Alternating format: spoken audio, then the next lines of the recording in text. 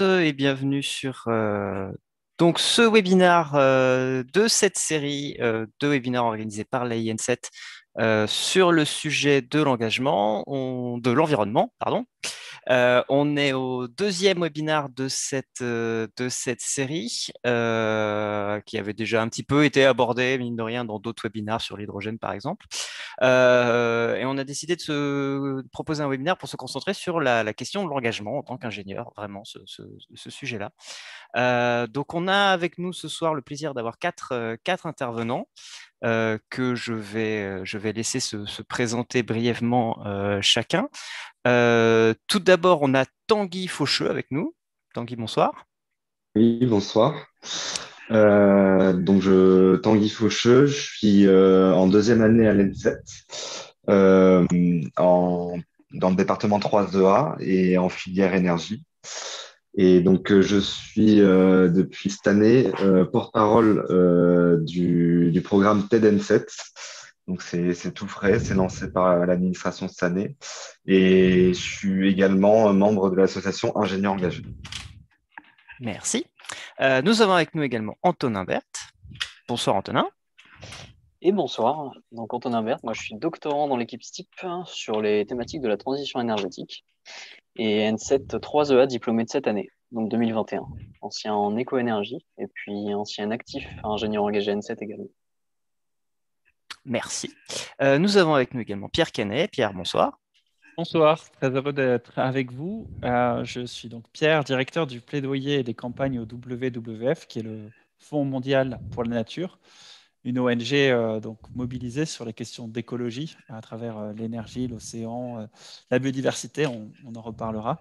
Mm. Et j'ai donc été diplômé en 2008 de l'ENSET. Après, je suis parti à Sciences Po, ce qui m'a permis de finir à la fois l'ENSET et Sciences Po Paris en 2010.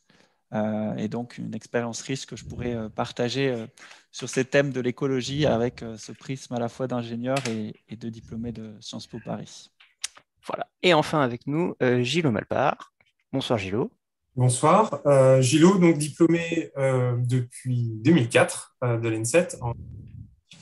Et après d'ingénieur, puis un peu plus dans le monde du commerce, dans les technologies et l'industrie, j'ai décidé de monter une structure pour ambition d'aider les organisations sur leur empreinte environnementale. Très bien. Très bien, Gilot, qui est du promo 2004, qui est une excellente promo, et je ne dis pas ça parce que c'est la mienne. Voilà. Il y a également Florian avec nous qui est dans l'ombre et qui surveille le chat, qui surveille les questions, les questions que les personnes les spectateurs du webinaire pourraient avoir à poser, qu'on abordera au fur et à mesure de la soirée. Voilà. Je vous propose pour commencer d'aborder, puisque là on parle vraiment de l'engagement des ingénieurs sur les sujets liés à l'environnement et au réchauffement climatique, enfin à l'environnement général, au réchauffement en particulier. Et je voulais, avant de commencer à aborder l'engagement de l'ingénieur, aborder la question de l'engagement de l'humain. Et donc, je voudrais avoir un petit tour de table avec vous en tant qu'être humain, en tant que personne, votre engagement sur les questions environnementales et les questions écologiques. Il remonte à quand? Il vient de où? Et est-ce que vous avez un petit moment qui a été pour vous un déclic? Voilà. Et je propose de commencer tout à fait arbitrairement par Tanguy. Alors, moi, mon engagement, je suis relativement jeune quand même, il date tout de même du collège. Donc, j'avais la volonté quand même depuis assez petit de vouloir faire ingénieur. Et en fait, au bout d'un moment, j'ai entendu parler des problèmes de limite de ressources pétrolières. Et donc, en fait, ça m'intéressait d'être ingénieur dans le but de pallier à ces limites. Et, euh, et après, en fait, en prépa, j'ai eu la malchance ou la chance d'avoir un grand frère qui est devenu du jour au lendemain collapsologue. Donc, c'est un peu particulier. Et donc, même si du coup, j'avais déjà l'intérêt pour l'environnement et toutes ces questions, en fait, mon grand frère est venu apporter d'autres questions auxquelles je m'attendais pas.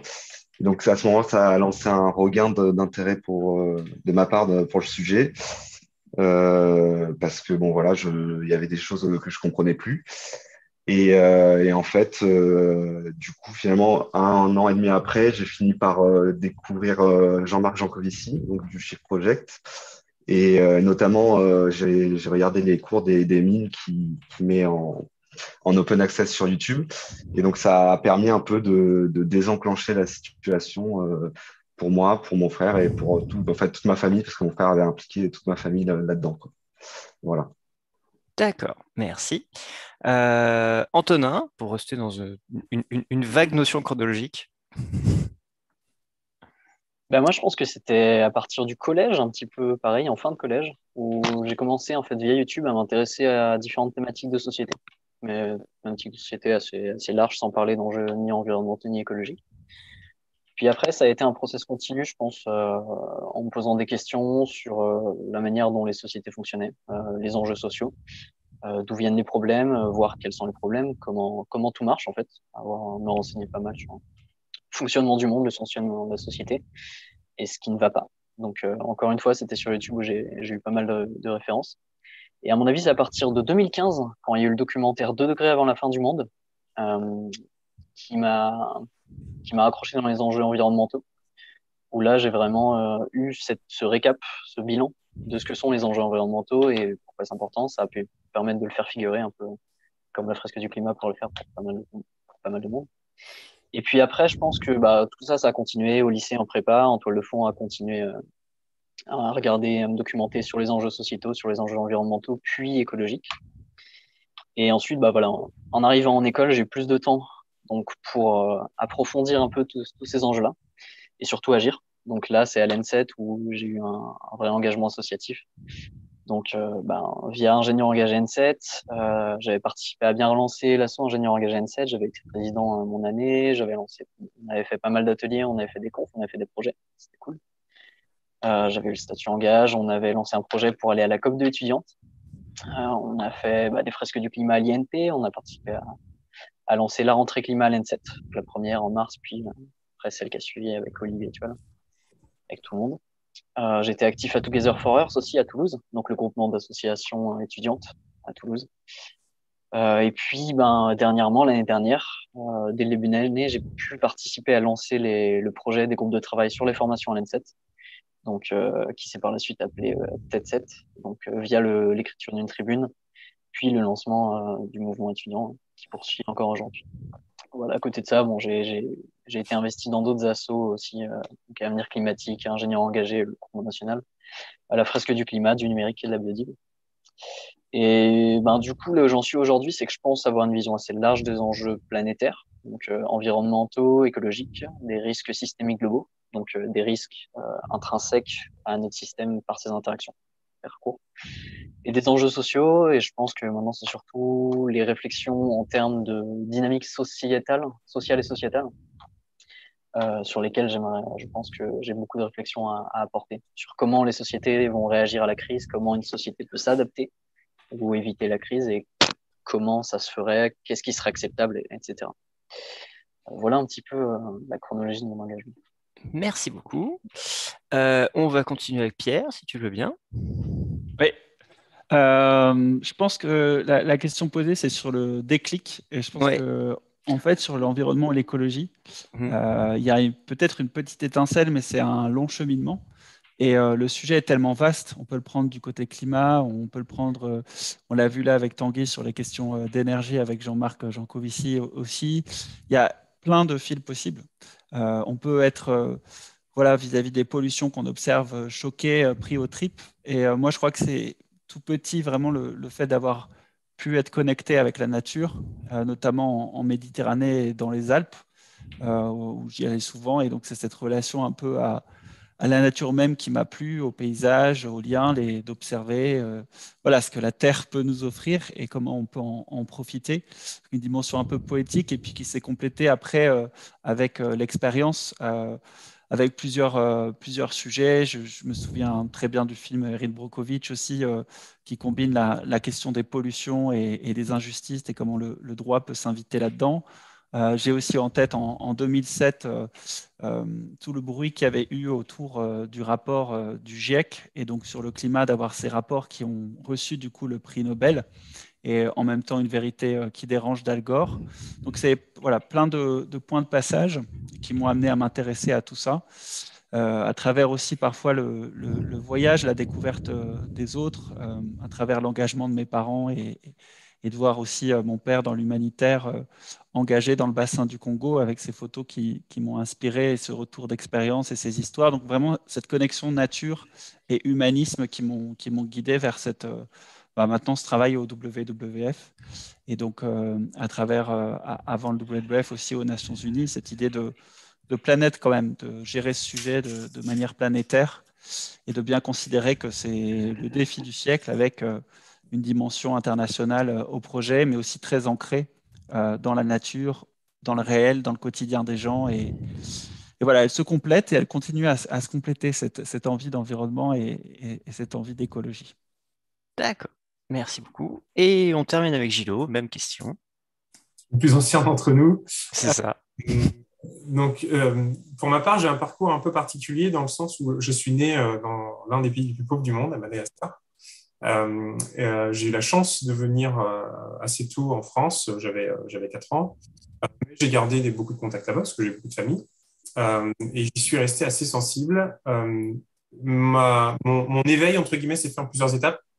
Euh, la première, c'est quand je suis retourné à Madagascar en 2010 et que j'ai vu des pans entiers de collines, de forêts primaires ou secondaires, mais des grandes forêts qui ont été par des humains, par mes cousins, pour des besoins d'agriculture. Ça m'a choqué, ça m'a fait quelque chose d'assez fort. J'étais sensible aux causes environnementales avant, mais à ce moment-là, j'ai eu quelque chose qui a été assez fort, qui a démarré un processus qui a été assez long chez moi, qui, qui ensuite est devenu un vrai déclic il y a maintenant 6 ans. Quand je vivais à Paris et que ma conjointe et moi, elle était enceinte à l'époque, déambulions le long en plein centre de Paris. Et on a vu une classe verte qui était, pour résumer, 6 enfants autour d'un platane à bêcher la terre en plein milieu de l'histoire. Et ça m'a déclenché en moi une sorte de révolte qui était non, c'est pas ça que je veux pour mon enfant. Et de cette révolte, enclenché mon processus avec beaucoup de lectures, beaucoup de visionnage de vidéos. Tous les noms que vous avez sortis dans les quelques minutes précédentes font partie des influences que j'ai eues. Et comme beaucoup, pendant l'année 2020, j'ai travaillé dans un groupe multinational qui travaille dans l'intérieur des objets. J'ai eu de plein fouet cette dissonance cognitive où j'étais chez moi, je travaillais pour mon entreprise, mais je me rendais compte que ça ne faisait pas vraiment sens. C'était vraiment très loin de mes convictions personnelles. Et donc, j'ai fait le choix de l'entreprise pour m'engager d'un point de vue professionnel plus que personnel. Donc, j'ai un engagement professionnel dans le montage de cette structure et un engagement personnel. J'ai continué en étant fresqueur, donc administrateur à la fresque du climat, en étant au copilotage d'un événement qui s'appelle Act for Climate sur Toulouse, et puis quelques autres engagements comme ça qu'on pourra peut-être qui correspondent pour beaucoup d'organisations autour de moi, et donc mes proches, mais les moins proches, comme les gens qui sont autour du webinaire, par exemple, aujourd'hui. D'accord. Bon, merci beaucoup. Juste, il y a une petite, il y a un truc qui revient beaucoup. Vous avez tous donné des noms vous avez tous donné des noms de vidéos, des noms de films, des noms de trucs comme ça. Quand vous les avez regardés, parce qu'il y a quand même, comme disait Abraham Lincoln, tout ce qu'on voit sur Internet n'est pas vrai. Est-ce que vous avez eu l'impression, est-ce que vous avez besoin de vérifier des choses? Est-ce que vous avez besoin, est-ce que ça a été quelque chose qui vous a tout de suite pris au trip et c'était des choses que vous voyez avec suffisamment de confiance derrière? Ou est-ce qu'il y a eu des moments où vous vous êtes dit, Non, c'est quelqu'un qui est en train de quelqu'un qui est en train de me militer, de me faire quelque chose d'anxiogène, de quelque chose de terrorisant. Et comment vous l'avez abordé parce que ça peut être des choses extrêmement plombantes, extrêmement lourdes, et on sait qu'un des mécanismes de manipulation, c'est de pourbarder les gens avec des choses plombantes. Est-ce que vous avez eu un petit doute ou pas du tout? Est-ce que tout de suite les sources vous paraissaient raisonnables, crédibles, ou comment ça s'est passé pour vous? C'est pas si. Alors, Moi, je peux répondre. ouais. Rapidement, moi, j'aurais tendance à dire que, en fait, avec l'accumulation de documentation, il Mm. n'y a rien qui m'a vraiment choqué au fil Ok. du temps. C'était simplement des informations qui se recoupaient et qui s'additionnaient. Et donc, j'ai jamais trop re-questionné sur un document en particulier. Je me suis jamais re-questionné précisément sur qu'est-ce que ce document envisageait. Des choses Mm. qui m'ont surprise, etc. Mais à chaque fois, avec le recoupage, j'ai pas eu ce souci-là. Vous me posez la question de est-ce que ça paraissait aberrant, cette chose en particulier ou pas. Mm. Moi, si on parle seulement de la vidéo déclic, enfin, ou de la chose qui a provoqué un déclic, et chez moi, par exemple, ça a été les cours des mines de Jean Covici. Mm. J'avoue que le premier sentiment que j'ai eu, c'est eu beaucoup de curiosité d'abord, Mm. avant d'avoir de la méfiance et beaucoup d'intérêt. Et donc, je les ai d'abord regardés. Et ensuite, entre guillemets, ne pas me fier qu'à moi-même, j'en ai parlé autour de moi. Et je pense que c'est surtout par ce dialogue avec les gens autour de soi qu'on peut se rendre compte des critiques qu'on n'a pas vues ou des choses comme ça. Mm. Je, je, Bon, ouais. je pense.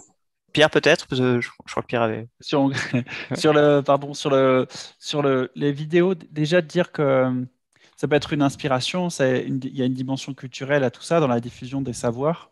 Mm. Il y a forcément toujours un angle qui ne veut pas forcément dire une manipulation. Ça peut Mm. impliquer voilà, une façon d'interpréter des informations, de les présenter.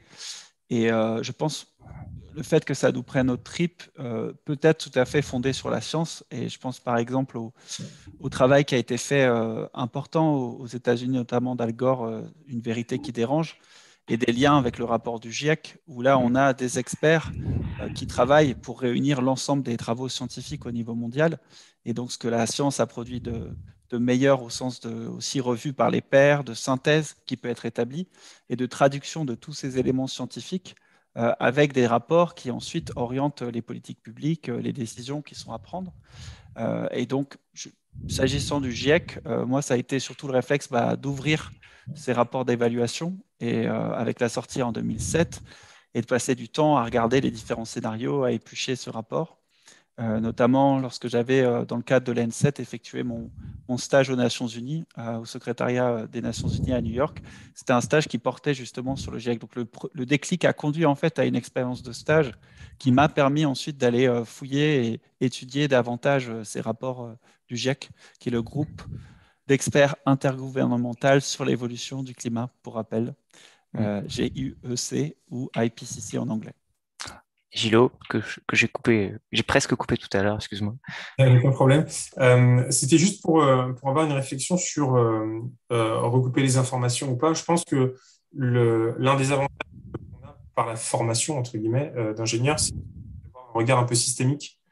Et quand on a une information à un certain angle, et comme l'a dit Antonin, c'est à peu près naturel, enfin, en tout cas moi c'était bon, d'aller voir s'il n'y avait pas d'autres sources d'informations qui disaient la même chose ou pas.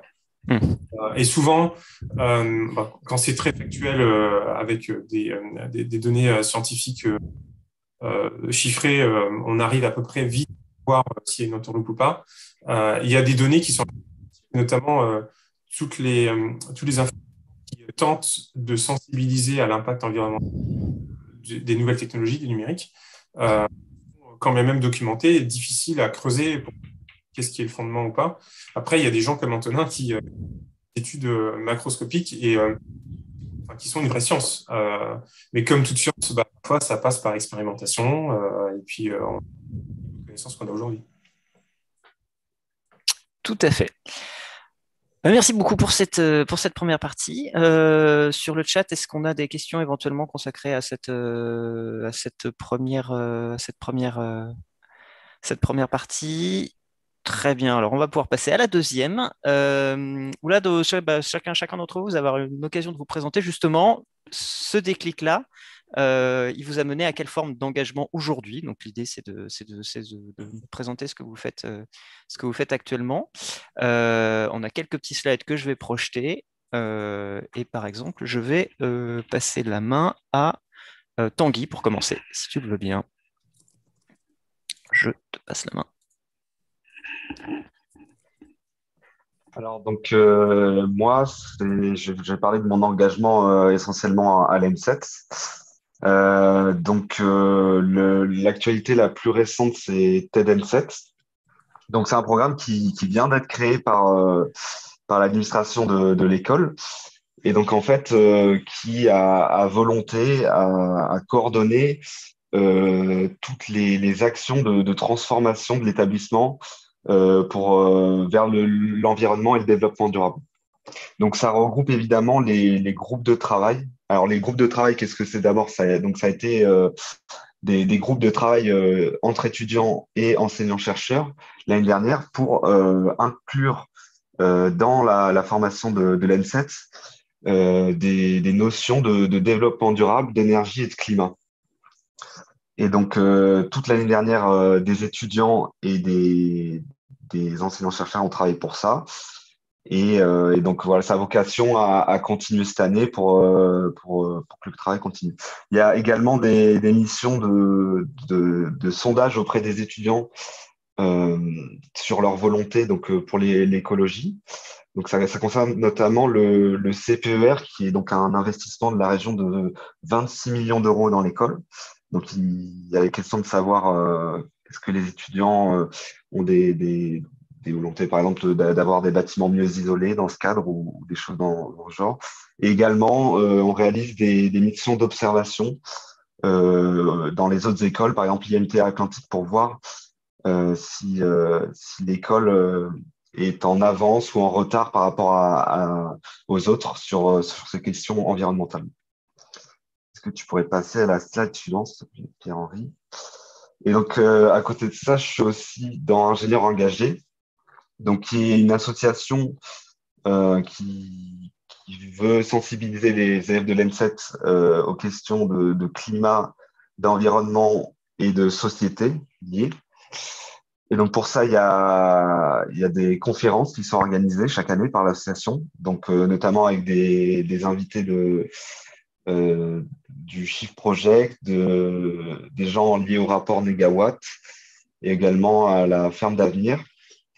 On projette également des films. Donc, en début d'année, il y a eu le documentaire Rupture, donc qui parle de parcours d'ingénieurs qui justement ont changé suite à un déclic environnemental et comment ils se sont reconvertis. Il y a aussi donc une volonté de faire des voyages pour les COP étudiantes et beaucoup de débats entre membres de l'association sur les questions d'énergie et de climat. Et également des formations pour donner des conférences aux élèves. Et également, je suis animateur fresque du climat depuis l'année dernière. Donc, pour la rentrée climat de l'ENSET, chaque année, tous les étudiants de première année reçoivent une séance de fresque du climat. Je ne sais pas exactement depuis combien de temps ça fait. Mais voilà, donc chaque étudiant en première année a réalisé 2 ans. Voilà. 2 ans que chaque étudiant de l'ENSET réalise une fresque du climat. Voilà. Est-ce que tu peux décrire très rapidement ce que c'est qu'une fresque du climat pour éventuellement les gens qui ne connaîtraient pas le concept, Oui. qui, comme moi, le connaîtraient de nom, mais qui en fait ne savent pas en détail ce que c'est? Alors, une fresque du climat, c'est un ensemble déjà de cartes, des cartes avec des images et des infos derrière qui concernent du coup les problèmes environnementaux. Et le but, en fait, c'est de rassembler un groupe d'étudiants et que ces étudiants arrivent à organiser sur une grande page qui fait la taille d'une table, une grande page blanche, organiser les cartes et à les relier entre elles. Donc, en fait, ils doivent discuter des liens de cause à effet entre ces cartes et donc, en fait, qui représentent des problèmes environnementaux. Et ensuite, les relier et ils ont le droit de faire des dessins, des petits dessins sur cette grande fresque. Et donc, c'est un aspect très pédagogique pour sensibiliser, pour commencer à comprendre les problèmes climatiques et environnementaux. Est-ce que tu avais d'autres slides à présenter? Il me semble Non. que non. Une question, tu as dit que vous faites des comparaisons avec d'autres établissements. Est-ce qu'il y a des établissements qui font office un peu de référence de très bons élèves en France ou en Europe ou dans le monde sur ces questions-là, d'établissements qui forment des ingénieurs et qui sont à la pointe sur les sujets? Alors, dans le monde, j'avoue que je sais pas grand-chose. Je me suis pas encore intéressé. C'est une très bonne question. Après, ce que je sais pour les écoles d'ingénieurs, c'est qu'il y a des légères différences, des écoles qui sont un peu en avance, mais c'est pas non plus flagrant. On a l'IMP Felma qui est assez forte sur les questions d'analyse d'impact environnementaux de leurs élèves et de leurs enseignants-chercheurs.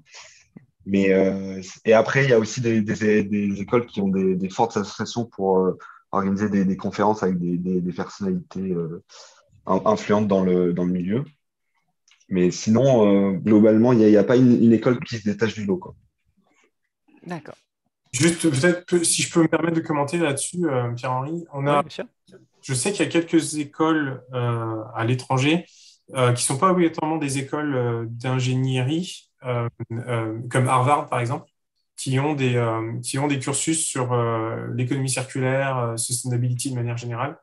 Il me semble que Cambridge a la même.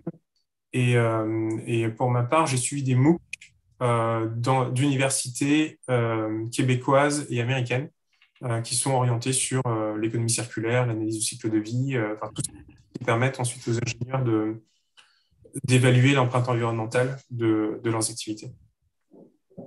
Très bien. À ça, j'ajouterais qu'en France, on peut quand même citer l'INSA, qui a été un peu déclencheuse avec le Shift Project. On sait Climat INSA, donc pour travailler sur ces formations au niveau des enjeux énergétiques. C'est vrai, j'avais oublié. Enfin, Très bien. Et peut-être l'INP aussi, Antonin, avec l'éco-ingénierie, le master éco-ingénierie. Eh bien, du reste, puisque Antonin a la parole, je vais te la laisser. Tu avais des slides à présenter, je vais les projeter et je te passe la main. Ça marche. Ok. Alors moi, du coup, pour historique, j'ai fait mon stage, puis là, je commence ma thèse donc, sur la faisabilité de la transition énergétique dans l'équipe STIP, donc à Grenoble, qui est une équipe de recherche autour des thématiques systémiques, pour faire simple. Alors, qu'est-ce que c'est le constat de base? Donc là, il y a deux graphes pour parler de systémique et de complexité. Donc celui qu'on a à gauche, c'est un graphe que sûrement beaucoup de monde a vu, c'est le graphe assez célèbre du modèle World 3, qui a figuré au rapport du Club de Rome, donc en 1972. Et donc ce graphe, ce qu'il nous montre, c'est que avec les trajectoires qu'ils avaient lancées, avec les paramètres qu'ils avaient, et dans une simulation qui représentait différents grands secteurs du monde, on observait une croissance continue, puis des dynamiques d'effondrement qui étaient induites par le fait qu'on allait dépasser des limites planétaires. Donc des limites en termes d'approvisionnement en ressources non renouvelables, des limites en termes de productivité des sols, fertilité des sols et donc de production alimentaire, et des dynamiques ensuite d'investissement capitalistique et en énergie sur d'autres secteurs. Donc ça a été assez déclencheur pour pas mal de constats dans la recherche, qui étaient, attention, c'est un constat qui paraît un peu plus évident maintenant, de dire si on continue à vouloir faire de la croissance, nécessairement on va épuiser ce sur quoi on vit, et donc on va s'orienter vers des trajectoires d'effondrement. Donc voilà, ce rapport-là ensuite a été repris par la suite en changeant un petit peu les paramètres. Mais aujourd'hui, il n'y a pas forcément trop de modèles qui visent à reproduire la même chose. Mais ça existe depuis 1972. Donc cette année, ça va faire 50 ans, en 2022, que ce rapport a été publié, qui montre les dynamiques d'effondrement, donc avec la complexité, à cause des liens entre différents éléments de société. Ce qu'on a à droite, c'est donc une figure du Forum de Davos, qui a été émergé au Forum de Davos, donc par le World Economic Forum. Et ce qu'ils ont essayé de faire, c'est essayer de modéliser ou de représenter des risques et leurs interactions. Donc, on va avoir les risques de crise économique, les risques de changement climatique, etc. Et pour chaque risque, ils ont essayé de quantifier quelles étaient les interactions entre chaque risque, en disant, une crise, par exemple, un changement climatique très fort entraînerait des sécheresses, donc des pénuries d'approvisionnement en eau, donc des pénuries d'approvisionnement alimentaire, et donc des famines, des instabilités sociales, etc. Et le but, c'était de relier différents risques et de montrer un petit peu ces interactions-là. Donc, ce que ça fait émerger aussi, c'est que il y a une complexité énorme entre différents aspects de la société qui engendrent. Ça montre en fait que les risques sont très interconnectés. Et de ça, on peut en déduire que plus on a d'interconnexions, plus il est possible qu'un risque, une crise, déclenche tout un effet boule de neige sur le reste de la société. Voilà. Et donc, nous, dans la recherche scientifique, par rapport à ça, on se place à un endroit où on se dit, OK, nous, ce qu'on veut faire avec la recherche scientifique, c'est essayer de trouver quels sont les risques auxquels on est confronté, quelles sont les dynamiques auxquelles on est confronté, qu'est-ce qui peut nous arriver, et essayer de quantifier donc, par rapport à ces enjeux-là, dans quelle direction on ne doit pas aller. C'est beaucoup plus facile de trouver dans quelle direction on ne doit pas aller que dans quelle direction on doit aller. Et donc, on essaie de quantifier ces risques-là, les représenter. Et ça, c'est 2 exemples de ce qu'on essaierait de quantifier, de représenter en termes de risques. Je veux bien passer à la slide suivante. Donc là, pour un peu plus discuter de ce que je fais dans ma thèse. Donc moi, j'étudie la faisabilité de la transition énergétique. Et le point initial de cette réflexion, c'est de se dire qu'est-ce qui pourrait être contraignant, comme dans un problème d'optimisation, à une transition énergétique. Qu'est-ce qui pourrait faire que ce serait difficile de faire une transition énergétique? Donc évidemment, cette question-là, elle vient du fait qu'on avait déjà identifié quelques aspects. Et en fait, il y a beaucoup de choses qui pourraient être contraignantes. Donc, que ce soit la vitesse de déploiement des énergies renouvelables, ou des nouvelles technologies, en tout cas décarbonées, que ce soit une contrainte énergétique, de dire, en fait, vu qu'on serait limité en approvisionnement énergétique par les fossiles, on risque d'être contraint en termes de flux et donc en termes en fait, la pénurie énergétique pourrait faire qu'on ne puisse pas changer les infrastructures sociétales, qu'on ne puisse pas construire des éoliennes et des photovoltaïques, pour résumer, parce qu'on est déjà en crise énergétique. L'approvisionnement en matières premières de manière plus générale, donc de dire est-ce qu'on aura assez de cuivre, est-ce qu'on aura assez d'approvisionnement en cuivre pour soutenir la croissance du nombre d'éoliennes, du nombre de panneaux photovoltaïques et de l'extension des réseaux électriques, et ensuite l'électrification des usages qui sont conséquents, etc. L'usage des sols, quel impact ça aura? Est-ce qu'on aura assez de sols? Quel conflit d'usage on va avoir au niveau des sols? Quid du réseau électrique? Est-ce que les réseaux électriques vont pouvoir s'adapter à la pénétration des énergies renouvelables? Donc ça, c'est pour l'aspect vraiment très technique sur l'énergie. Puis ensuite, un peu plus social, c'est quelles évolutions des infrastructures? Est-ce qu'on va pouvoir construire assez rapidement des véhicules électriques et donc les bornes de recharge associées et toute l'infrastructure sociétale qui l'accompagne pour accompagner ces changements d'usage? Est-ce qu'on va pouvoir investir assez de capital dans les énergies renouvelables pour soutenir la filière? Parce que c'est une filière qui demande un investissement énorme au début, puis très faible ensuite. Donc, ça demande une quantité monétaire très importante au début, et ça, c'est un risque aussi, qui pourrait entraîner une crise déflationniste. Enfin bref, ça entraîne un autre risque. L'acceptabilité sociale, donc que ce soit au niveau des énergies renouvelables, est-ce que les gens vont accepter d'avoir des panneaux photovoltaïques un peu partout? Est-ce qu'ils vont accepter d'avoir une éolienne derrière chez eux? Et puis, est-ce qu'ils vont accepter aussi de changer leurs usages, donc électrifier leurs usages? Est-ce qu'ils vont accepter d'avoir des contraintes éventuellement en termes de certains usages, etc. Qu'est-ce qu'il est possible de faire au niveau des évolutions sociales et au niveau des évolutions de comportement, etc. Et ensuite, on peut raffiner. Voilà, il y a beaucoup de contraintes qui se posent, en fait, finalement, quand on y réfléchit, quand on les pose. Et ensuite, ça nous amène aussi à se questionner sur quels sont les autres risques systémiques associés à tout ça. Donc, est-ce qu'il y a d'autres risques systémiques qui vont rendre impossible, ou du moins compliqué, la transition énergétique? Par exemple, si en 2023, on a une crise économique majeure, c'est pas dit que la croissance du secteur énergétique se poursuive et donc que le remplacement des énergies fossiles par les renouvelables se poursuive. Donc un risque systémique peut entraîner un frein à cette transition. Et voilà. Nous, là où on se place, encore une fois, dans la science, c'est on essaie de comprendre qu'est-ce qui est possible de faire, qu'est-ce qui n'est pas possible de faire, surtout où est-ce que ça va bloquer. Mais par contre, et comprendre, en fait, on est là pour comprendre, pour agir, dans le sens où c'est pas la science qui va qui va prendre des décisions, c'est pas son but. Nous, le but qu'on va avoir, c'est d'éclairer ces décisions-là, d'éclairer au maximum, que ce soit au niveau du grand public ou des politiques, quels sont les risques, quelles sont les contraintes, pour qu'ensuite la décision se prenne au sein de la collectivité, au sein de la société, de qu'est-ce qu'il est cohérent, pertinent de faire face au constat, face au risque et face à ce qu'on sait du monde. Voilà. D'accord. Une question concrètement, ça se passe sous la forme de création de modèles, donc en consommant des jeux de données et en les faisant rentrer. Les jeux de données pour tout ce qui va être contrainte énergétique, approvisionnement des sols, j'imagine que ça, c'est des données assez physiques. Quel genre de jeux de données vous utilisez pour mesurer l'acceptabilité sociale, les évolutions de comportement, ce genre de choses? Alors ça, du coup, il y a un peu la réponse dans tes questions, c'est-à-dire que c'est beaucoup plus compliqué, vu qu'on n'a pas D'accord. de données quantifiées. Hmm. Et c'est une réelle question à laquelle on n'a pas une réponse toute faite. La question de comment on va modéliser l'acceptabilité sociale, on a des pistes par des sondages, par des rapports scientifiques qui nous parlent de manière qualitative des rejets qu'il pourrait y avoir, ou alors en étudiant des proxys plus quantitatifs.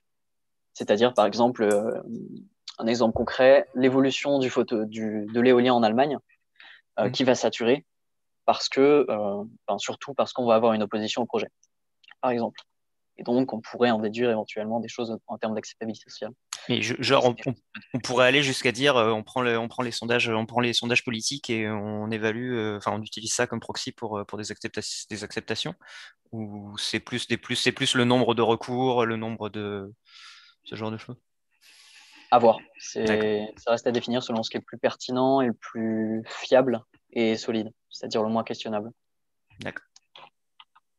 Très bien. Eh bien, merci beaucoup.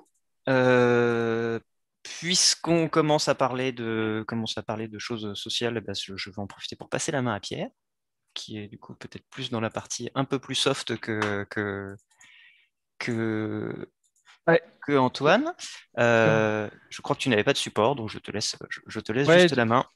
vous dire à peu près aussi en termes de métier, Mm. la complémentarité par rapport au thème aussi d'ingénieur. Donc, ce qui m'a amené après Sciences Po à compléter ce bagage d'ingénieur dans l'approche des décisions. Il y a toujours l'idée de quand même fonder les décisions sur différents scénarios. Et ces scénarios, ils sont souvent alimentés par des scientifiques, par des ingénieurs. Et la décision, elle est aussi à l'interface entre des éléments scientifiques. Et donc, un choix qui devient donc politique par rapport à des choix technologiques, par rapport à des choix qui ont un impact du point de vue sociétal. On parle de sobriété énergétique, de développement des ENR, et il y a plein de façons de le faire. Et donc, nous, WWF, dans mon métier que je fais aujourd'hui, en tant que directeur du plaidoyer des campagnes, on est en fait, mon équipe investit pour influencer les politiques publiques dans une démarche que le WWF dit basée sur la science, c'est-à-dire sur des éléments qui puissent être techniques, et donc un travail que l'on mène avec des scientifiques et des experts présents au sein de l'équipe des programmes à laquelle j'appartenais avant, puisque pendant 5 ans, j'étais responsable de l'équipe climat, énergie et ville durable. Et donc aujourd'hui, en tant que directeur de plaidoyer, je vous donne par exemple aujourd'hui, c'était la présentation par le président de la République du futur agenda de la présidence française de l'Union européenne, donc qui sera occupé à partir du 1er janvier 2022. Et donc derrière cet agenda, il y a des législations, des textes, des directives qui sont choisis pour l'Union européenne et qui vont déterminer beaucoup de choses sur, par exemple, la décarbonation de notre mix électrique au niveau européen, ou même encore les économies d'énergie qu'on peut faire, le choix des véhicules, se dire est-ce qu'à partir d'un moment, il sera interdit de produire ou de vendre des véhicules thermiques, diesel, essence, et à partir de quand? Et donc tous ces choix, ils sont orientés aussi par des travaux scientifiques. Et c'est là où nous, notre manière de travailler, on a d'abord des rapports, des études. C'est le cas par exemple du rapport Planète Vivante qu'on sort tous les 2 ans pour établir sur la base de l'indice Planète Vivante l'effondrement de la biodiversité. Donc on suit des populations d'espèces sauvages et on établit à partir de ces données où est l'état de ces populations au niveau mondial, région par région, et avec les différentes espèces qui sont suivies par le WWF. Donc ça, c'est une matière pour alimenter et sonner l'alerte en disant, ben voilà, il y a un effondrement que l'on constate depuis près d'un demi-siècle, avec 63% des populations d'espèces sauvages qui ont diminué en l'espace de moins d'un demi-siècle. Donc 2 tiers des espèces, c'est un rythme voilà, assez effrayant. Et puis au-delà, dans les décisions qui se profilent, par exemple aujourd'hui, le président de la République a parlé d'une législation, d'un instrument qui serait trouvé pour lutter contre la déforestation. C'est de voir comment l'Union européenne, à travers une législation, peut contribuer à faire en sorte qu'on ne mette plus dans les rayons de l'Union européenne des produits qui soient issus de la déforestation à l'autre bout du monde, par nos importations, par exemple, de café, de cacao, d'EVA pour faire des pneus. Et donc, tous ces produits de viande puissent être tracés du départ, du point de départ, et qu'à la source, on puisse s'assurer que la culture qui est considérée n'est pas une culture qui a conduit à une destruction d'écosystèmes naturels, prairies, savanes, ou même encore destruction de la forêt. Donc, pour faire ce plaidoyer et dire quelle liste de produits on choisit, quel type d'écosystème, on a des travaux, donc on a sorti des rapports dans le cadre de notre campagne qui s'appelle Together for Forest. Je vais vous mettre les liens dans le chat aussi pour les participants de ces différents rapports. Et ces rapports nous aident à construire des recommandations politiques et on va voir les décideurs qui puissent être des décideurs au sein des gouvernements, ministère de la Transition écologique, comme Matignon, l'Élysée, ou même encore la Commission européenne, le Parlement européen. On va les voir avec ces rapports en disant voilà le constat, voilà les solutions qui sont possibles, et donc voilà les recommandations que l'on formule. Un autre exemple, ça a été le cas aussi avec notre campagne qui s'appelait Stop SUV et qui était fondée sur un rapport de l'Agence internationale de l'énergie qui considérait en 2019 que les SUV avaient contribué au deuxième plan à la hausse des émissions de CO2 au niveau mondial. Et donc après le charbon, on avait pour première cause de l'augmentation des émissions de CO2 sur la décennie passée la vente de SUV. Et donc, ça m'a interpellé parce que je me suis dit, les SUV, j'avais un peu l'image aux États-Unis des grosses voitures, de se dire, nous, en France, c'est pas forcément le cas. J'ai en tête la Twingo, etc. Enfin, des modèles, la 2 chevaux, enfin, la 4L. On a des petites voitures aussi et des modèles qui ont bien marché. Et donc, je me suis dit, est-ce que c'est vrai pour la France? Et donc, on a lancé en 2020 une campagne qui s'appelait Stop SUV. Et donc, le fondement de la campagne, c'est d'avoir des rapports et des études pour se dire, c'est quoi aujourd'hui l'impact du SUV? Donc, combien de modèles SUV sont vendus? Est-ce qu'il y a vraiment un alourdissement des véhicules qui sont mis sur le marché? Et comment ils consomment ces véhicules? Et combien à quel niveau ils polluent? Et est-ce qu'en regroupant tous ces véhicules et ces ventes, eh bien, on pouvait obtenir des chiffres sur la capacité de la France à tenir ses objectifs climatiques en fonction de plusieurs scénarios. Et donc, on a établi cela et on a eu effectivement le même résultat, c'est-à-dire la différence, c'est que le premier poste d'augmentation, c'est l'aviation pour les Français, pour la France. Et juste après, c'est la vente de véhicules SUV qui a augmenté du coup les émissions de CO2 en France, sachant que tous les secteurs ont réussi quand même à réduire les émissions depuis plusieurs décennies. En France, on a une mobilité et des transports qui n'ont pas réussi. Et on voit que les SUV grignotent des parts de marché et représentent près de 40% des ventes de nouveaux véhicules. Et donc, ça nous a aidé aussi dans notre plaidoyer. On parle de plaidoyer, nous, en tant qu'ONG, parce qu'on n'est pas une entreprise, donc on ne va pas servir et faire un lobbying au service d'un intérêt privé, mais on a une cause, le climat et la biodiversité pour nous, WWF. Et donc, sur la base de ce rapport, on est allé voir les décideurs pour leur dire, en fait, là, vous faites n'importe quoi, vous laissez la possibilité à des constructeurs de produire des véhicules qui ont pris 200 kilos et qui polluent plus et qui consomment plus de carburant. Et donc ça, c'est un effet aussi domino et un effet également sur la consommation. Donc c'est vraiment traiter le problème et de se dire, est-ce qu'il y a un signal qui peut être envoyé au constructeur pour qu'il revoie cette stratégie et aille vers des véhicules qui soient plus légers, moins gourmands et moins émetteurs. Et donc on a même vu en introduisant un scénario, on avait du SUV électrique, que le SUV électrique, c'est consommer de l'électricité. Or, aujourd'hui, pour tenir des objectifs de neutralité carbone, par exemple 2050, on sait qu'il faut aller vers de la sobriété, vers de l'efficacité. Ça ne marchera pas simplement avec de l'électricité décarbonée. Et donc, on a vu que ces véhicules également électriques SUV, parce qu'ils étaient plus lourds et consommaient plus d'électricité, il y avait un impact en termes de CO2. Donc, le WWF, dans tous ses rapports, il y a quand même cette approche basée sur la science. Et donc, je travaille au quotidien aussi avec d'autres ingénieurs ou scientifiques dans le Fonds mondial pour la nature, le WWF. Et donc, cette formation, elle m'alimente dans ce métier maintenant d'influence au niveau des politiques publiques, avec des échanges dans tous les ministères de gens, de personnes qui ont fait des formations d'ingénieurs, Minpon, X, Centrale, N7, etc. Et donc, voilà, c'est pour moi hyper intéressant d'avoir pu compléter mon diplôme avec Sciences Po et maintenant dans la pratique de m'intéresser à toutes ces questions. J'ai un autre exemple que je voulais partager avec vous, c'était sur les énergies renouvelables, parce qu'on en a un peu parlé, Antonin présenté les différents enjeux autour des énergies renouvelables. On a produit un référentiel qui s'appelle Durabilité des énergies renouvelables. Et donc, on s'intéresse aussi, nous, de WWF, à ce qui se passe sur le terrain et à se dire, il y a des projets concrets en lien avec des entreprises, en lien avec des collectivités locales, comment ça marche la transition. Et donc, on bosse avec des territoires comme Rouen-Normandie, la région Centre-Val de Loire, et on travaille aussi avec des entreprises. Et donc, s'agissant des énergies renouvelables, on a développé un cadre, un référentiel qui s'appelle Durabilité des énergies renouvelables, dans lequel on établit un peu toutes les étapes pour s'assurer qu'un projet, que ce soit du solaire, de l'éolien, de la méthanisation, que ce soit fait de manière la plus durable possible.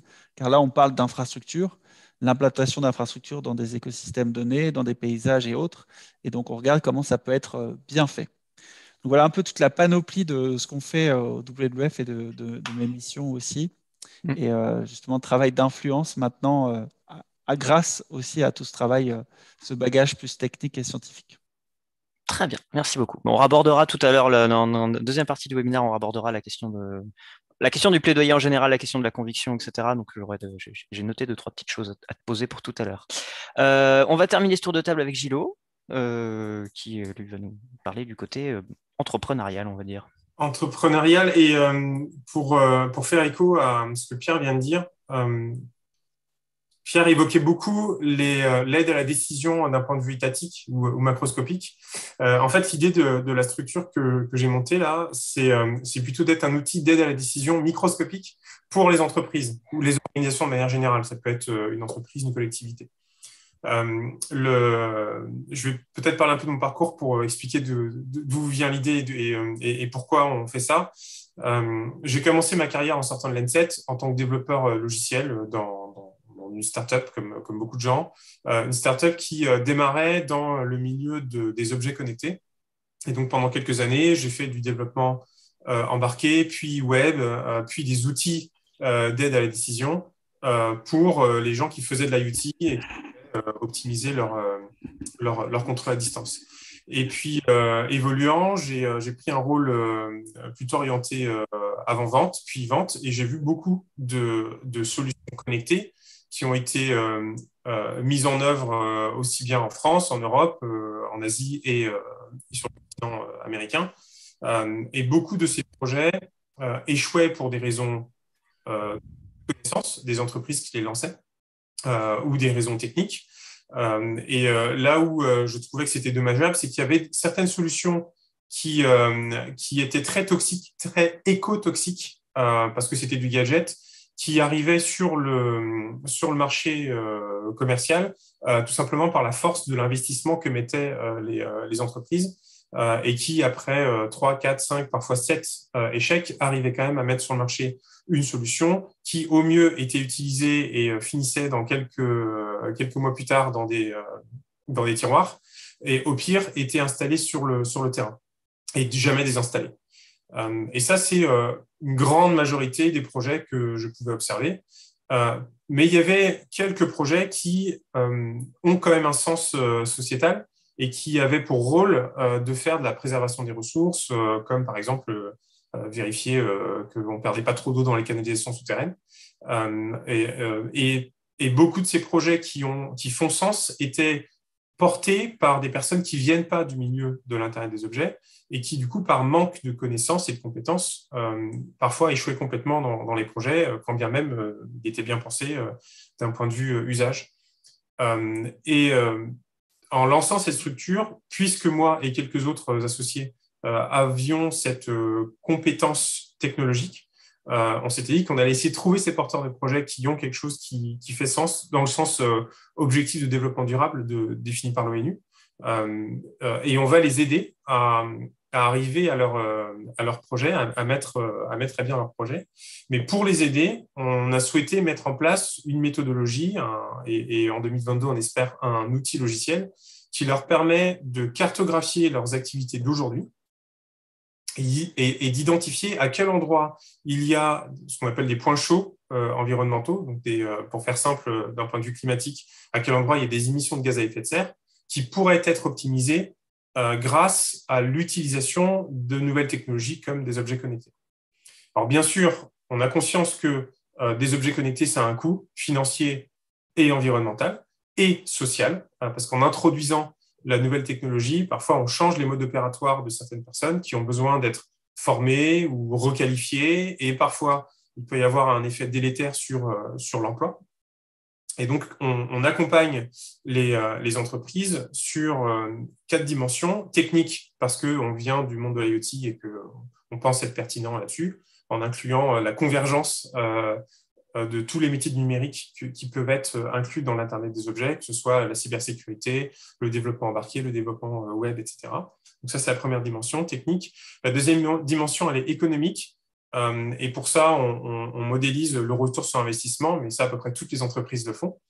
La troisième dimension est environnementale et on prend en compte le coût environnemental de la fabrication d'un objet au sens énergie grise. Donc, quelle énergie est embarquée dans le fait qu'on fabrique un objet et qu'on va l'utiliser, le coût d'utilisation et la fin de vie. On annote quel est le côté délétère ou non d'un objet numérique en fonction de ce qui peut être fait de cet objet en fin de vie. Est-ce qu'il est reconditionnable ou recyclable, ou est-ce que en fait il faut l'incinérer ou l'enfouir, et tout ça, ça donne une vision pas complètement globale parce qu'on ne peut pas le faire, mais ça donne un peu d'informations aux porteurs de projets pour décider si oui ou non il est pertinent dans leur cas d'installer une solution IoT d'un point de vue donc technique, économique et environnemental.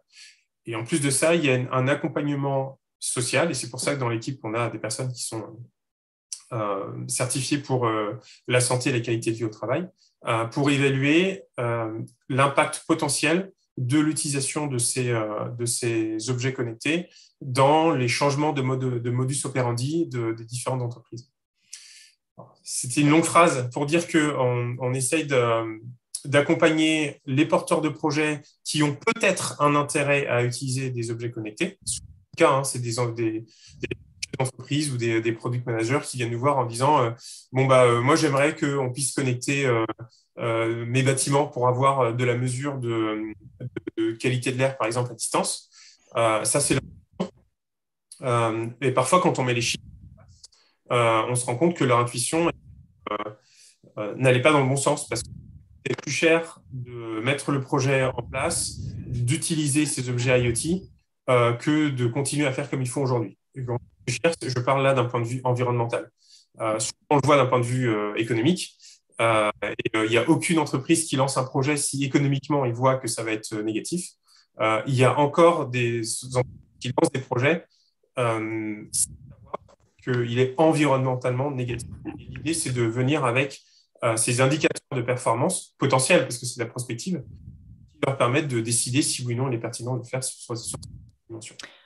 Et d'ailleurs, à ce sujet, tu parlais de projets entre guillemets gadgets qui pouvaient venir très longtemps. C'est des projets qui arrivent, ils sont mis en place parce qu'ils arrivent à quand même avoir un intérêt économique. Et par contre, après calcul, le coût environnemental est peut-être soit pas pris en compte et donc probablement trop élevé, soit mis de côté, ou est-ce que c'est des projets qui en plus ne sont pas rentables et juste c'est un entêtement qui arrive parfois dans les grosses boîtes où les gens s'entêtent à faire des projets parce que. Alors, c'est souvent le deuxième cas, c'est-à-dire que quand je parle d'un objet gadget, c'est d'un point de vue même social. C'est-à-dire que il y a eu à un moment une entreprise qui s'est dit, tiens, ce serait une bonne idée de connecter telle ou telle chose, sans avoir vraiment réfléchi à l'impact du fait que ce soit connecté. Est-ce que ce sera vraiment utile ? On a vu des projets, j'ai vécu un projet, je sais que tu es au courant, d'une grande entreprise multinationale qui vend du café et qui a George Clooney qui a eu George Clooney comme égérie pendant très longtemps, et qui, parce qu'ils avaient la puissance économique et les contacts, sont venus me voir moi et l'entreprise pour les aider à mettre en un temps record, en moins de 9 mois, ce qui est quasiment pour moi, de la science-fiction dans ce monde-là, en moins de 9 mois, de partir du concept et d'arriver à déployer 250 000 machines à café connectées dans plus de 67 pays. Mais une fois qu'ils ont déployé ces 250 000 machines, il y a eu un taux d'adoption de cette machine connectée proche du zéro absolu. Tout simplement parce que quand bien même ils avaient pensé d'un point de vue marketing à l'intérêt qu'eux avaient à connecter la machine, ils n'avaient pas pensé à l'intérêt que pouvait avoir l'utilisateur à avoir une machine connectée. En l'occurrence, assez peu d'intérêt parce que la machine ne faisait pas de la commande automatique de capsules ou des choses comme ça. Ils n'avaient pas pensé non plus à l'impact sur leur force de vente et sur leurs distributeurs qui font de la maintenance de la machine, qui de toute façon passent régulièrement sur les machines. Et ça a fini dans un projet poubelle. Donc, quelques millions de dollars investis, du temps, de l'énergie, beaucoup de produits numériques produits, et au final, qui se sont retrouvés dans des machines qui ont écrasé tout ça. Ça, c'est un exemple de projet entre guillemets gadget. D'autres projets proches de moi, parce que je suis dans la ville de Toulouse, où la ville de Carcassonne a installé des objets connectés sur les canalisations souterraines pour détecter les fuites souterraines dans les canalisations, ce qui leur permet déjà de détecter les fuites d'eau qu'avant, où il y avait Madame Michu qui appelait en disant « je vois l'eau qui déborde d'une bouche à eau autour du béton ». Et qui en plus derrière se retrouvait sur des travaux où il fallait creuser à coups de pelleteuse dans le béton pour découvrir d'où venait la fuite. Aujourd'hui, avec ces capteurs, qui coûtent financièrement et environnementalement, ils arrivent quand même à détecter plus tôt et à géolocaliser les fuites qui permettent en fait de préserver la ressource. Très bien. Alors, je crois qu'on a des questions. On a des questions qu'on va pouvoir aborder dans la deuxième partie avec les autres intervenants. Donc, sur le sujet de la conviction et de comment est-ce qu'on passe de cet engagement. Donc, on a un engagement qui est personnel. Cet engagement, il se manifeste par des réalisations professionnelles. Et après, tous, vous l'avez dit, même Pierre, en tant qu'ingénieur, on n'est pas décideur finaux. On a besoin de convaincre quelqu'un. Et ça me paraissait intéressant de voir comment est-ce que vous abordez la question de convaincre des gens. Par exemple, on peut revenir à Tanguy. Deux questions sur comment est-ce qu'on convainc les gens. Je sais que tu nous avais dit que vous êtes impliqué avec l'école elle-même dans des projets sur certains choix que doit prendre l'école et que doit prendre pour des réalisations concrètes. Comment ça se passe, les discussions que vous avez avec l'administration de l'école, avec peut-être d'autres parties prenantes. Et une autre question qui me vient, qui est dérivée d'une question qui a été posée sur le chat, c'est comment est-ce qu'on fait pour convaincre ses collègues étudiants, ses amis étudiants de s'engager dans ces questions-là. Du reste, si tu peux nous faire un panorama de combien il y a d'étudiants qui sont impliqués dans TED et dans les structures. Voilà, donc ces deux aspects, comment est-ce qu'on convainc ses étudiants, ses copains étudiants et ses profs ou administrateurs? Alors, j'ai commencé par l'administration, je pense. Donc, l'administration, de quelle manière on les convainc? C'est une bonne question. Déjà, c'est pas simple. Et après, je pense que l'administration, ils sont beaucoup à l'écoute de leurs étudiants, certes, mais aussi de références extérieures. Donc, je sais que, par exemple, l'ANSET a souscrit alors, Antonin pourra préciser, c'est une charte d'engagement, je crois que c'est la charte de la COP 1 étudiante, justement, si je ne me trompe pas. Et du coup, en fait, elle a suivi, je pense, le pas avec beaucoup d'écoles.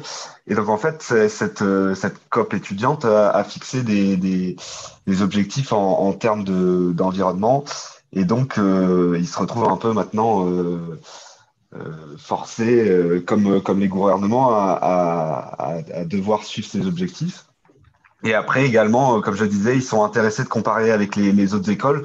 Et quand ils voient, par exemple, que l'INSA Toulouse ou l'INSA, enfin le groupe INSA en général, prend des grands engagements, et ben ça leur fait, ils se posent des questions automatiquement. Et donc, dès qu'on va aborder le sujet avec eux, bah, ils ont une oreille plutôt ouverte ils sont prêts à en discuter, quoi. Voilà. Et pour les étudiants, c'est beaucoup de bouche à oreille. Je pense que les étudiants, il y a beaucoup plus de cohésion entre les gens. On a plus l'occasion de se croiser. Et après, je pense que aussi, ce qui est très intéressant, c'est les conférences.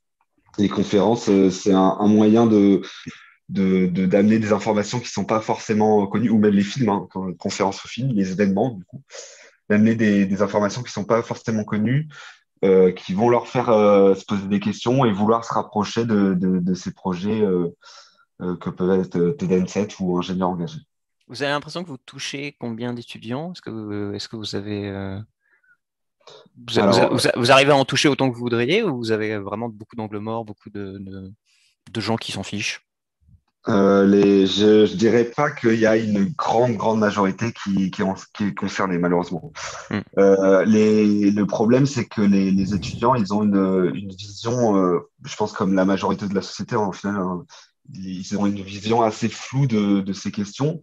Et du coup, ils ont peut-être peur de s'investir sur des points de vue trop particuliers que peuvent être le climat. Ils adhèrent peut-être à la charte écologique, mais pas sur je veux dire de manière générale, pas sur des points de vue très précis. Ils peuvent adhérer par exemple à la cause animale, au climat, mais de manière superficielle plutôt. D'accord. Et concrètement, dans les discussions avec l'administration, par exemple, est-ce que tu as des exemples de réalisations concrètes sur lesquelles vous vous retrouvez à discuter avec eux, à être comme ça entre guillemets en négociation, ou ou à avoir une force de proposition ou de conviction? Je dirais que le meilleur exemple, ça a été quand même les groupes de travail de l'année dernière, sur lesquels donc ça a été 1 an de discussion. Et au final, on a quand même réussi à mettre en place, je pense que ça doit représenter à peu près une vingtaine d'heures pour, euh, pour une option. Donc voilà, c'était long parce que les processus administratifs d'enseignement sont quand même très rigides. Et notamment quand on a voulu faire proposer des intervenants extérieurs pour participer à ces cours, il s'est posé beaucoup de questions d'ordre législatif vis-à-vis des structures d'enseignement de l'école. Donc, c'est-à-dire qu'il fallait faire rentrer ces enseignants dans des cases je sais pas comment ça, des cases de notions d'enseignement. Par exemple, la 3EA, si on faisait rentrer cet intervenant dans la 3EA, il fallait qu'il y ait en quelque sorte un rapport avec l'électricité électronique ou l'automatique. Voilà. D'accord, ok. Il faut que ça rentre dans le cadre d'heures, et il faut faire rentrer ça dans une case. Du coup, c'est peut-être plus facile de faire venir les gens en bout un soir de semaine pour. Oui, c'est clairement plus facile que de faire venir un intervenant extérieur. D'accord. Merci beaucoup. Antonin, même question. Toi, en tant que chercheur, peut-être que tu es un peu. Est-ce que tu sens que ta responsabilité s'arrête plutôt plus naturellement parce que tu es là pour produire de la donnée, ou est-ce que en la produisant, tu sais déjà à qui tu vas devoir qui tu vas devoir convaincre, est-ce que tu as déjà des axes comme ça? Alors j'aurais tendance à dire en fait que le lien entre science et décision est assez diffus, assez flou aujourd'hui. C'est-à-dire qu'on a du mal justement à réconcilier les données scientifiques, les avis scientifiques avec la prise de décision politique. C'est ce qu'on avait identifié dans un séminaire de début d'année, donc avec différentes institutions qui travaillent sur de la modélisation et sur la transition écologique de manière large. C'est que, en fait, on a du mal à faire passer les idées qu'on écrit dans les rapports aux décideurs politiques au sein des ministères, par exemple. Voilà, on avait des personnes des ministères qui disaient qu'en fait, les rapports scientifiques, de toute façon, c'est des pavés énormes avec beaucoup de phrases, très peu de mise en forme, beaucoup de précautions. C'est-à-dire, on va faire des phrases longues qui disent voilà exactement à quel point on en est sûr, voilà exactement quels sont les faits. On va pas dire on sait que ça va se casser, on va dire, il y a des risques que ça casse qui entraînerait avec une probabilité, etc. Si on regarde les rapports du GIEC, à chaque fois, il n'y a pas écrit le changement climatique est dû à l'homme, c'est écrit le changement climatique est dû à l'homme avec une probabilité de 99%. Alors, je crois que le dernier, ils ont rajouté des 999 après le pourcent en disant ça, arrêtez de nous poser la question, Voilà. cette fois-ci, c'est nous. Vraiment, c'est nous, arrêtez. Ça, c'est un exemple qui montre que voilà, il y a une certaine précaution scientifique, parce qu'on veut garder une légitimité de base solide, et on sait exactement ce qu'on dit, quelles sont les limites de ce qu'on dit, qui nécessite qu'en fait, il y ait un intermédiaire entre la science et la décision politique. Et donc, c'est notamment ce que font les ONG. Donc, cet intermédiaire-là, en partie, on a besoin de le renforcer, à mon sens. Et alors d'ailleurs, est-ce que, puisque les ONG par définition sont non gouvernementales, vous êtes de la recherche qui est essentiellement payée par le contribuable, il y a forcément un risque, enfin une friction entre les deux, puisque on pourrait légitimement ne pas avoir envie qu'une ONG vienne de faire du militantisme dans la science et inversement. Vous, est-ce que vous avez le droit, l'envie, le droit ou l'envie et ou l'intérêt et ou la possibilité de travailler avec des intermédiaires comme des ONG, comme des journalistes, comme des collectivités, ou est-ce que ça arrive forcément après coup et ça ne fait pas partie du travail de modélisation et de production? Mais alors, ça fait pas directement partie du travail de modélisation, mais souvent, justement, comme on est conscient qu'on a besoin de ce lien-là, c'est après avoir publié des articles, on va essayer de faire de la communication. Donc, si je prends l'exemple récent de Louis Delannoy qui a publié dans l'équipe un article sur les pics pétroliers, bah, ça a été faire de la communication, par exemple, auprès de reporters, essayer de faire de la communication, de faire relayer du coup, comme c'est sur les thématiques des pics pétroliers, par Mathieu Ozano, avec qui on travaille, pour avoir ce relais-là via le Shift Project sur ces données-là. Et du coup, on travaille aussi avec le Shift Project. Mais voilà, le problème, c'est que c'est pas un travail qui est censé, enfin, c'est pas notre travail que de faire de la communication. Et pourtant, mais en fait, on doit le faire si on veut vraiment que ça ait de l'impact, et il faut qu'on le fasse puisque on veut que ça ait de l'impact. Mais c'est quelque chose qui est difficile à faire. Le meilleur intermédiaire, enfin celui avec lequel vous préférez travailler ou qui est à votre avis, le plus utile, c'est les ONG, c'est les journalistes, c'est qui? Là, pour le coup, avec la chaîne YouTube, il y a eu un bon impact. Donc, la chaîne YouTube Comprendre et Agir, donc, qui est animée par l'équipe principalement, où il y a eu, par exemple. Ah, on a perdu ton son, Antonin. Ouais, excuse-moi. Hop, la conférence, par exemple, de Emmanuel Prados, donc, qui lit l'équipe, donc, sur les effondrements, qui a fait, je crois, 200 000 vues, quelque chose comme ça. Et je pense que ça, c'est un moyen assez efficace d'avoir de l'impact, dans le sens où on a une conférence, donc là, de 45 minutes en l'occurrence, qui est faite pour de la vulgarisation, donc avec des graphes, avec une présentation qui va bien, et donc qui est légitimée, enfin qui est prise en charge par le chercheur. Donc c'est Emmanuel Prados qui assume ses propos entre guillemets, dans le sens où ils sont pas déformés. Il a le total contrôle là-dessus. On risque pas il y a peu de risques du coup nos propos soient déformés par la simplification journalistique. Et puis on a un impact direct par le visionnage des personnes, quoi. Donc ça, c'est un impact un peu direct, quoi. Et puis en sachant que YouTube est assez regardé, quoi. Un média assez utile. Les structures de recherche, elles ont quel œil sur des chercheurs qui vont faire le service après-vente de leurs travaux après? Est-ce que c'est quelque chose qui est bien vu, qui est mal vu, qui est encouragé, est-ce que ça dépend complètement des... Alors oui, on aime bien on aime bien que nos travaux soient relayés. C'est un peu le but. On cherche à faire en sorte qu'ils soient relayés et diffusés. Mais effectivement, ça arrive que des fois les propos soient déformés ou alors mal interprétés ou comment dire, mal compris. Ça peut arriver. Et donc voilà, c'est là qu'il y a des limites aussi entre la science et le grand public et la politique. Vous sentez les médias, les réseaux sociaux, les médias plus ouverts à ce genre de choses que des médias un peu traditionnels? En gros, est-ce que c'est plus facile de faire le genre de communication que vous voulez faire sur YouTube que sur une chaîne de télé? Oui, très clairement, je pense qu'il y a peu de chances qu'on passe à la télé dans les semaines, les mois et les années à venir. Alors que les réseaux sociaux, on a beaucoup plus de place par des contenus un peu moins institutionnels. Et avec le petit poids qu'on a, on peut avoir beaucoup plus de place pour diffuser ce contenu-là. Très bien. Eh bien, en parlant d'ONG qui, elles, ont un peu de poids et un peu de visibilité, je peux poser la même question à Pierre. Ouais, alors, par rapport à la question sur quelle est notre place et comment chacun on arrive à influencer du coup des décisions, Mm. je dirais, même en étant au plus haut niveau de l'État en tant que président de la République, dans son quotidien, il y a des décisions qui vont beaucoup toucher les Françaises et les Français, que nous, on va aller chercher et essayer de décrocher. Cela dit, lui aussi, à cette position-là, il sera obligé de convaincre. Quand vous êtes ministre, par exemple, de l'écologie, vous avez à côté de vous ministre de l'économie, ministre de l'agriculture, et donc c'est composé clairement tout le temps pour essayer de convaincre et d'engager et de gagner des arbitrages et de gagner des décisions.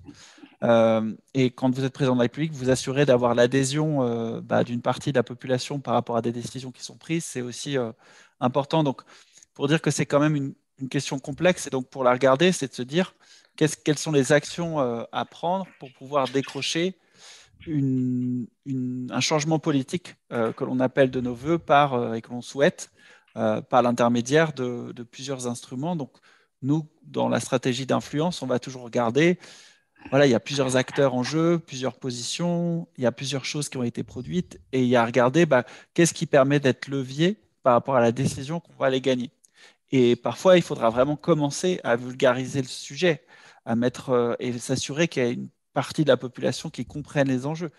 Il faudra à un moment s'assurer qu'il y a une zone d'ombre du point de vue scientifique qui doit être relevée, éclaircie, pour pouvoir creuser un scénario donné, un travail scientifique donné, et donc on peut lancer de la recherche sur ce plan.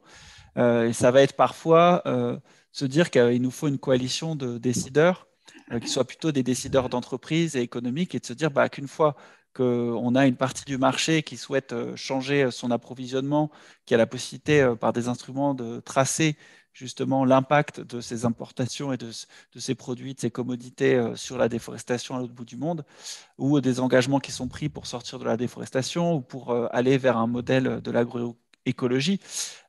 Une fois qu'on a ces engagements du monde économique, ça nous permet ensuite de peser sur des décisions. À travers des alliances aussi, il y a de plus en plus de liens qui sont faits entre les ONG et les syndicats, par exemple, sur des questions sociales et écologiques.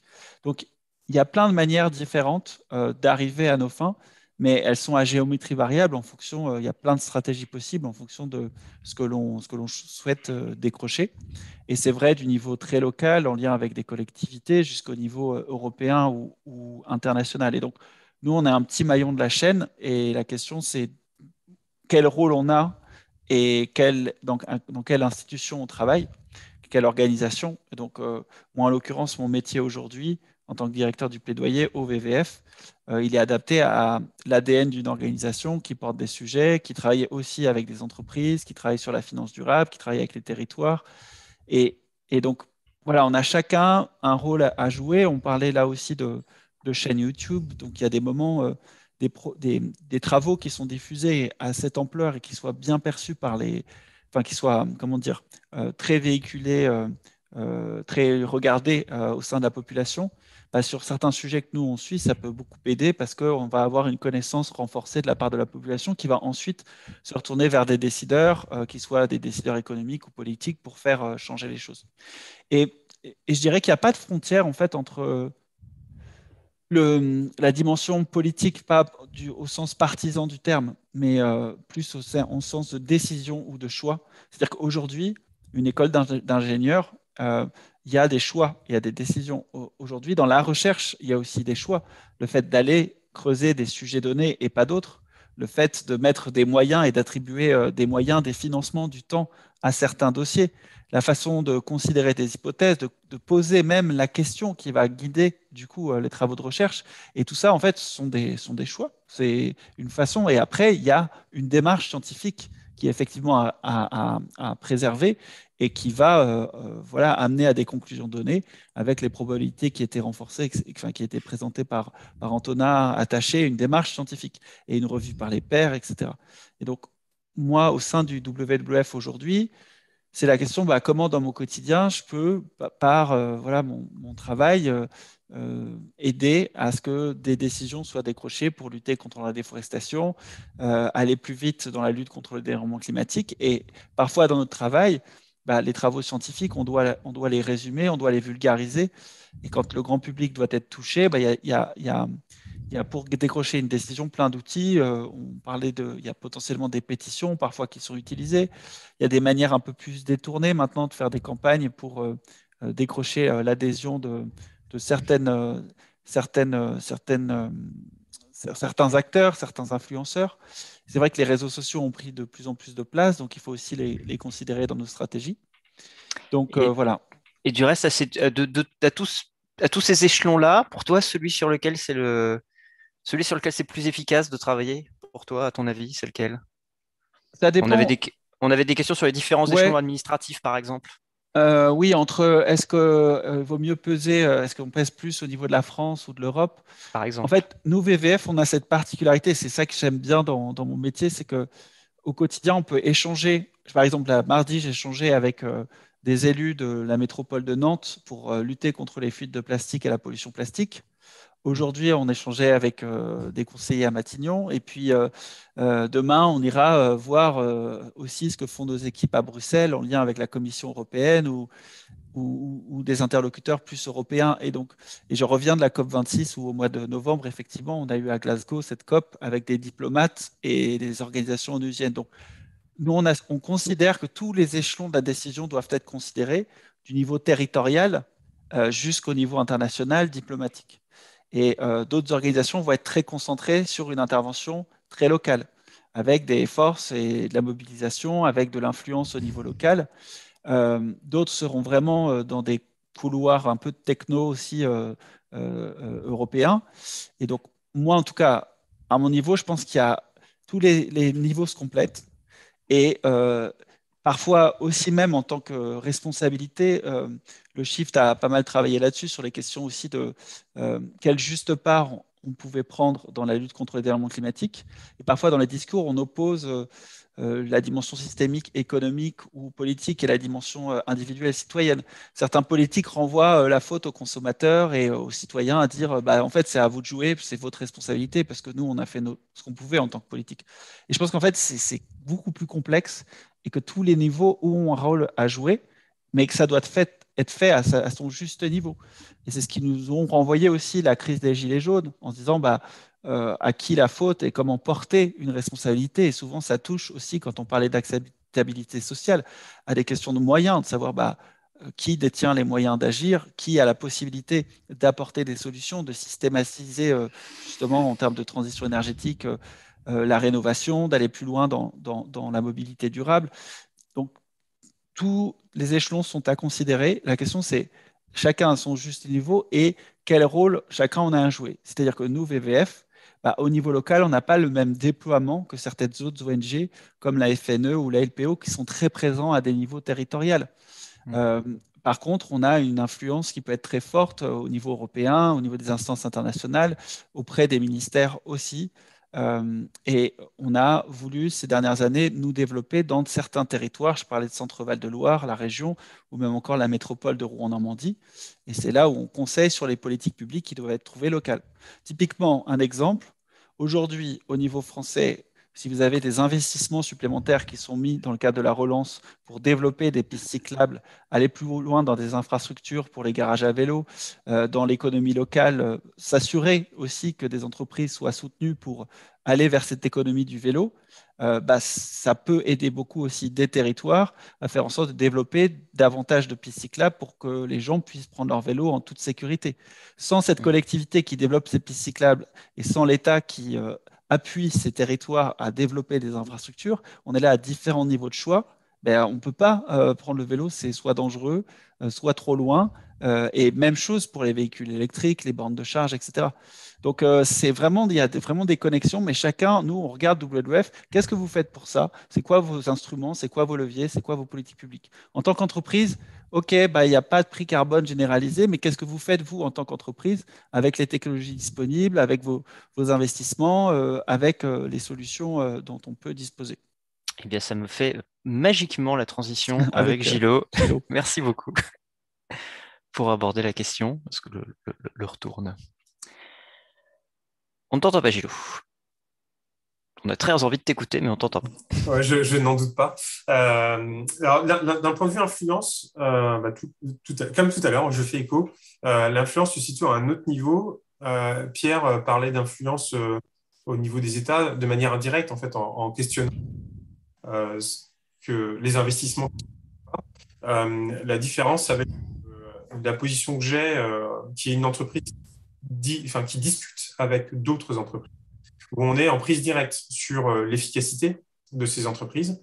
Du coup, on a une oreille qui est un peu plus attentive quand on leur dit qu'ils peuvent éviter de faire des trajets d'un point A vers un point B en utilisant une stratégie qui est, entre guillemets, mais qui devient bas carbone. Donc là, il y a une prise directe sur cette efficacité.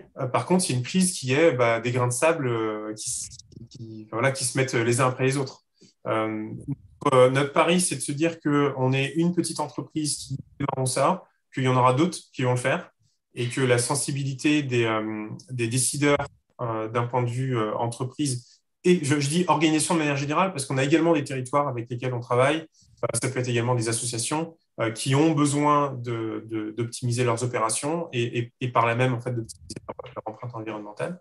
Donc, l'influence, elle est là. Ce qui est difficile, c'est de n'être, entre guillemets, qu'un outil d'aide à la décision. On n'est pas là pour leur dire, tiens, fais ci, fais ça.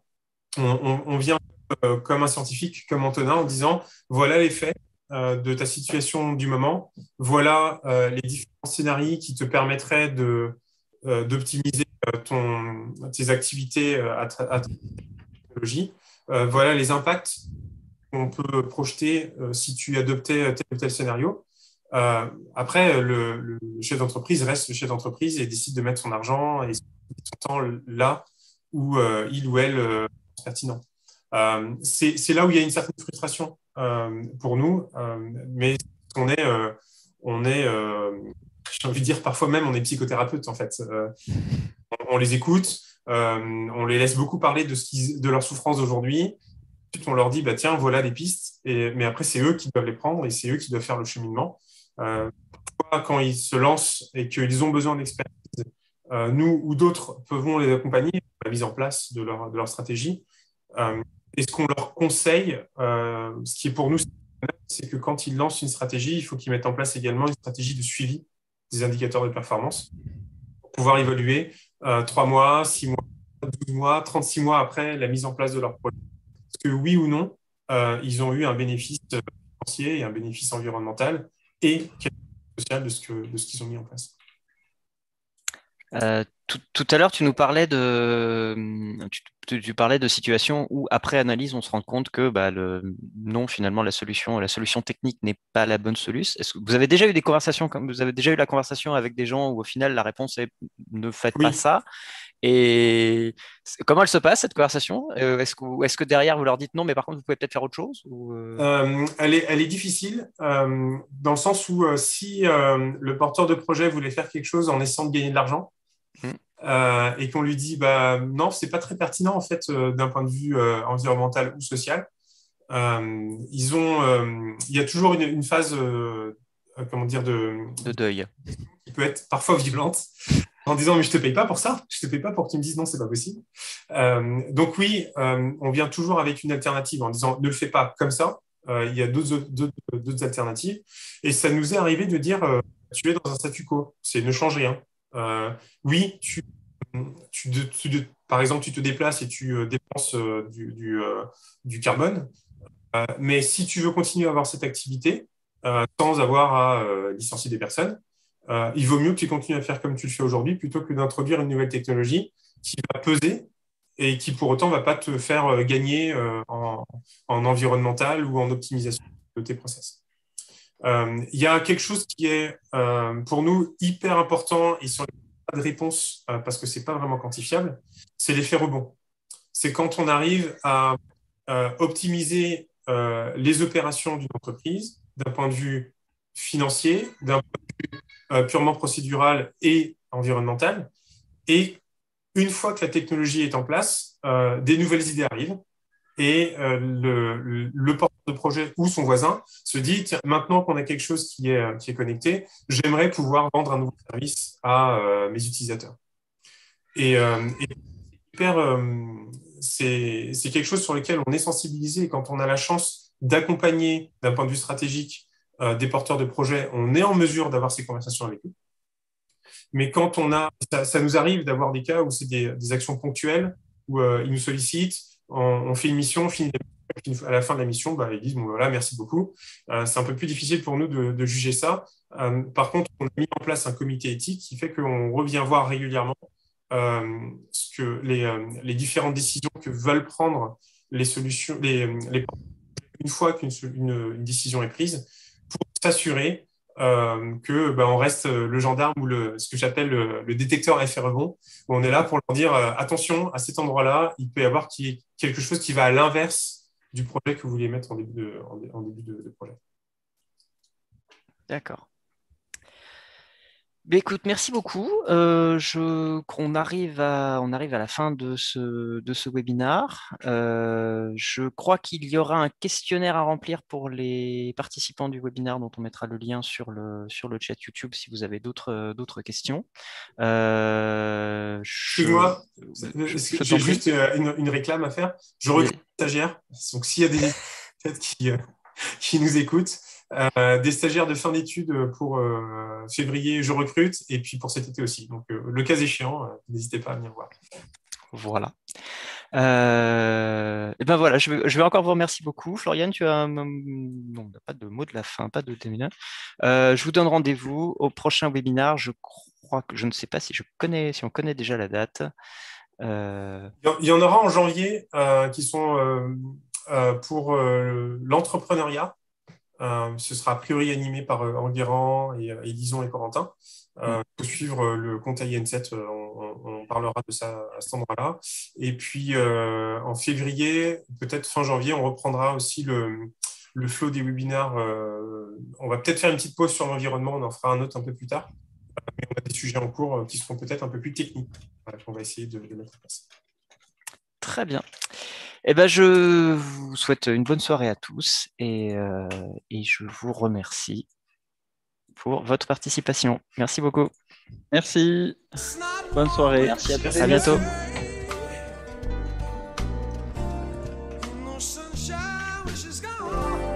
She's